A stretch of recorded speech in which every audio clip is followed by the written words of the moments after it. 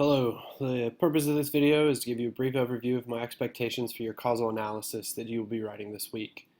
The goal of the assignment is to explore the root causes of the issue or challenge that you have been exploring and show how it came to be a problem in the first place. You're going to do this by providing well-researched information about your topic while synthesizing and explaining the information presented. Your argument needs to be central. I can't emphasize this part enough. In the report, it was a lot of just information, and here you are the one driving this paper. Why do you think this has become an issue? Simply repeating research that other people have said is not enough. You have to state a case, use the research to support your own ideas, and to back up the claims that you're making. So to that extent, you will have to use claims that support your thesis. So your thesis is basically saying this is the cause or the causes of this particular issue. And then throughout your body paragraphs, you're going to use claims that support that thesis. So if I'm saying these things caused it, then I'm going to make a claim about one of those things and how it became an issue or how it added to the issue that you're seeing. So your body paragraph should contain a claim that you're trying to make. It's got to be an arguable point, not simply a statement of a fact.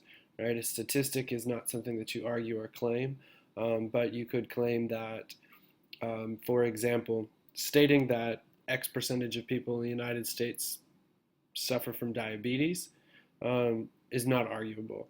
But saying that diet is one of the largest impact or has one of the largest impacts on the raising rates of diabetes in the United States, that's an arguable point, that's a claim.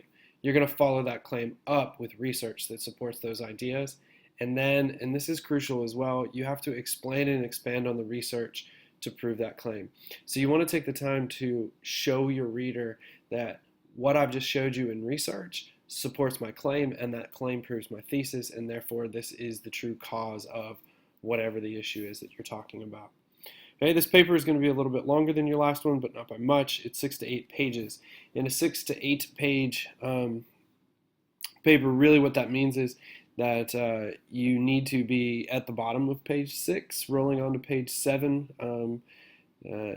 At the very least, don't go over 8 pages. This does not include your works cited.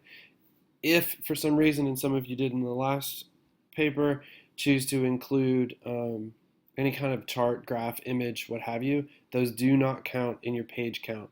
So if you got 7 pages, but you've used up a couple half pages, or you had a few pictures in there, and when I take the pictures out, it takes you back down to just 5.5 pages, you've not met your minimum requirements. So keep that in mind. In it, you're going to identify the specific issue. Some of you are still using really broad issues in your report, and you absolutely have to narrow that down for this week.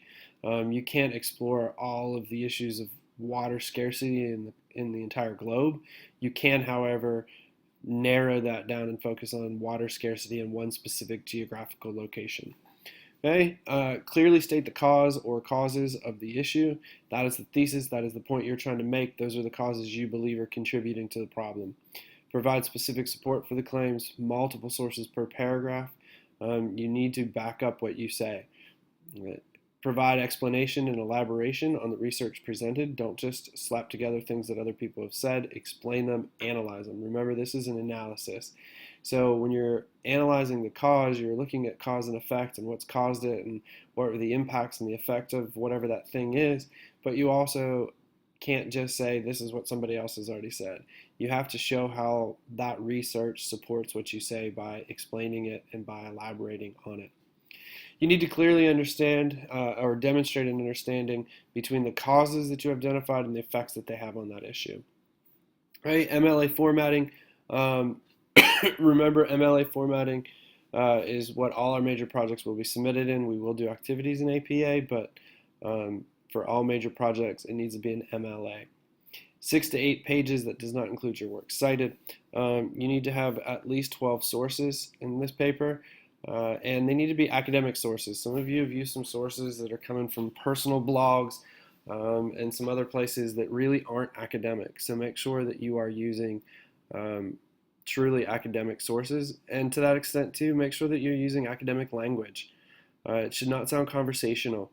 It's okay if you tell a little story to set the stage as you get started in it. Some of you did that in your introduction for your reports, and that worked well.